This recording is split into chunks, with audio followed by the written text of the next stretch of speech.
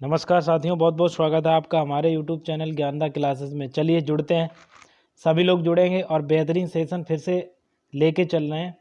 दैनिक जीवन में विज्ञान, चीज़ें सब देखी हैं, समझी हैं, परखी हैं, परंतु हम उसका आंसर नहीं कर पाते हैं क्योंकि हमारे सामने ही घटनाएं जो भी हैं वो घटित होती रहती हैं और फिर भी हम उनका आंसर नहीं कर पाते हैं।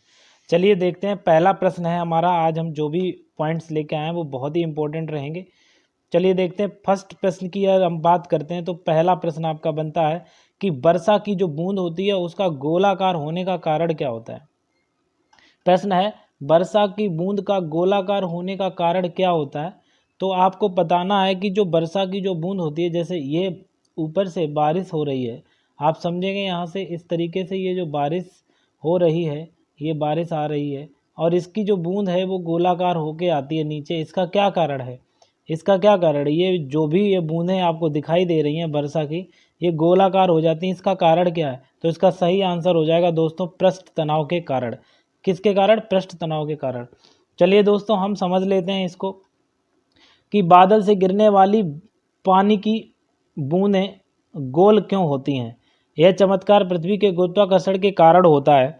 केवल बारिश का पानी नहीं बल्कि ऊंचाई से गिरने वाला कोई भी पानी जैसे पृथ्वी के नज़दीक आता है बूंदों में बदल जाता है और बूंदों का आकार पृष्ठ तनाव के कारण हमेशा कैसा हो जाता है, कैसा हो जाता है, गोल हो जाता है। मित्रों आपके सामने आंसर है, कैसा हो जाता है, गोल हो जाता है। उम्मीद करते हैं आपको ये प्रश्न हमारा समझ आया होगा और दैनिक जीवन में विज्ञान का क्या प्रयोग है आप समझें और सेशन को लाइक करें, सब्सक्राइब करें, अपने सभी साथियों को भी भेजें। चलिए अगले प्रश्न की बात करते हैं। प्रश्न नंबर 2 की बात करते हैं कि सोडियम को किस में रखा जाता है। यदि आप सोडियम को लेके आएंगे तो सोडियम को सुरक्षित रखने के लिए किसका प्रयोग किया जाता है, किसके अंडर या फिर किसके साथ समायोजित करके उसको रखा जाता है। आप देखेंगे ये सोडियम रखा हुआ है और ये जो क्या पदार्थ है जिसके अंदर इस सोडियम को रखा गया है। तो चलिए देखते हैं, इसका सही आंसर हो जाएगा मिट्टी के तेल, मतलब कैरोसिन होता है। मिट्टी का तेल जो होता है, मिट्टी के तेल में हम क्या करते हैं, मिट्टी के तेल में हम सोडियम को रखते हैं। तो ये जो आपको पदार्थ दिखाई दे रहा है ये मिट्टी का तेल है। इस मिट्टी के तेल में सोडियम के टुकड़े पड़े हुए हैं और सोडियम को हम रखते हैं मिट्टी के तेल में। चलिए इम्पोर्टेंट पॉइंट इसे समझ लेते हैं। देखिए आपके सामने है, सोडियम अभिक्रियाशील होता है, इसको समझेंगे जरा।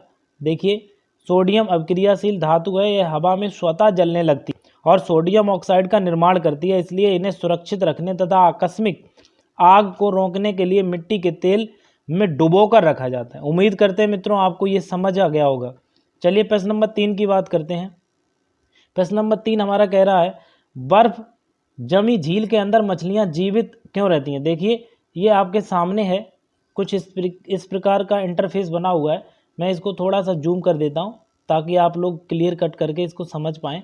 देखिए ये देखिए ऊपर इस साइड में मैं लेके चल रहा हूँ आपको। अगर हम बात करें तो इस साइड की, तो आप देख सकते हैं, देखिए यहाँ पे हम बात कर रहे हैं तो ये ऊपर इस वाले ऊपरी भाग में क्या हुआ है, बर्फ़ जमी हुई है और नीचे जो मछलियाँ हैं इस भाग में मछलियाँ ये हमारी कैसी हैं, जीवित हैं। तो ऊपर वाले भाग में बर्फ़ जमी हुई है और नीचे मछलियाँ जीवित हैं। ऐसा क्यों होता है, ऐसा क्यों होता है। तो इसका सही आंसर हो जाएगा, इसका सही आंसर हो जाएगा, इसको छोटा सा कर लेते हैं, थोड़ा सा कम कर लेते हैं। इसका सही आंसर हो जाएगा, उत्तर हो जाएगा, क्योंकि झील की तली में पानी नहीं जमा होता है। पानी झील की तली में नहीं जमा होता है। आप देख सकते हैं कि ऊपरी भाग पे तो बर्फ़ जमी हुई है परंतु नीचे जो है पानी नहीं जमा होता है। उसका भी क्या कारण होता है, आइए इंपॉर्टेंट पॉइंट से समझ लेते हैं उसका कारण क्या होता है। देखिए चूँकि बर्फ़ का कुचालक होता है, बर्फ़ ऊष्मा का कुचालक होता है। जो बर्फ़ होती है वो ऊष्मा की क्या होती है, कुचालक होती है। अतः नीचे के 4 डिग्री अतः नीचे के 4 डिग्री सेल्सियस वाले जल की ऊष्मा को बाहर नहीं जाने देता, जिससे नीचे वाला जल जमने से बच जाता है और मछलियां वहां पे कैसी रहती हैं, जीवित रहती हैं। उम्मीद करते हैं आप समझ ही गए होंगे। चलिए प्रश्न नंबर 4 की बात करते हैं। कहना है कि किस ताप पर पानी का घनत्व अधिकतम होता है। कौन सा ताप ऐसा है जिस पर पानी का जो घनत्व होता है वो अधिकतम होता है। तो आपका आंसर हो जाएगा 4 डिग्री सेल्सियस पर। आंसर हो जाएगा आपका 4 डिग्री सेल्सियस पर। चलिए प्रश्न नंबर 5 की यदि हम बात कर ले तो समझते हैं प्रश्न नंबर 5 को। समुद्र में नदी की अपेक्षा तैरना आसान होता है क्यों, ऐसा क्यों होता है। आप देख सकते हैं यहाँ पे एक व्यक्ति तैर रहा है और ऊपर ही ऊपर तैरता हुआ चला जाता है। मान लो कि कोई रिवर है, कोई नदी है, उसमें तैरना इतना आसान नहीं होता है जितना कि किस में होता है, जितना कि एक सागर में, जितना कि एक सागर में तैरना आसान हो जाता है। किसमें? एक सागर में तैरना आसान हो जाता है। तो ऐसा क्यों होता है, चलिए बात करते हैं। देखिए इसका सही आंसर हो जाएगा क्योंकि घनत्व अधिक होने के कारण, क्योंकि घनत्व अधिक होने के कारण। चलिए इंपॉर्टेंट पॉइंट से समझ लेते हैं इसका आंसर। देखिए नदी की अपेक्षा देख लिए क्या कह रहा है कि नदी की अपेक्षा समुद्र के पानी में तैरना आसान इसलिए होता है क्योंकि समुद्र में पानी का घनत्व नदी की अपेक्षा अधिकतम होता है, अतः समुद्री जल अधिक भारी होने के कारण मनुष्य के शरीर पर अपना उत्प्लावन बल, कौन सा बल? उत्प्लावन बल लगाता है। इसी कारण समुद्र में तैरने में आसानी होती है। तो उम्मीद करते हैं आपको ये इंपॉर्टेंट बिंदु समझ आया होगा और आपका ये पॉइंट भी क्लियर हो गया होगा। चलिए प्रश्न नंबर 6 की बात करें तो कह रहा है कि प्रकाश का वेग अधिकतम होता है। तो कहाँ पे होता है अधिकतम? तो आपका सही आंसर हो जाएगा निर्वात में। कहाँ पे? निर्वात में आपका सही आंसर हो जाएगा।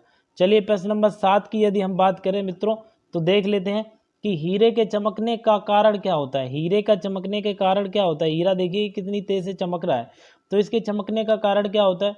चलिए इसका सही आंसर हो जाएगा, इसका सही आंसर हो जाएगा दोस्तों पूर्ण आंतरिक परावर्तन के कारण ये हीरा चमकता है। चलिए आगे अगले पॉइंट की बात करते हैं तो देख लेते हैं। अगला पॉइंट हो जाएगा, हम इसको छोटा कर देते हैं, थोड़ा सा दिखाई नहीं दे रहा।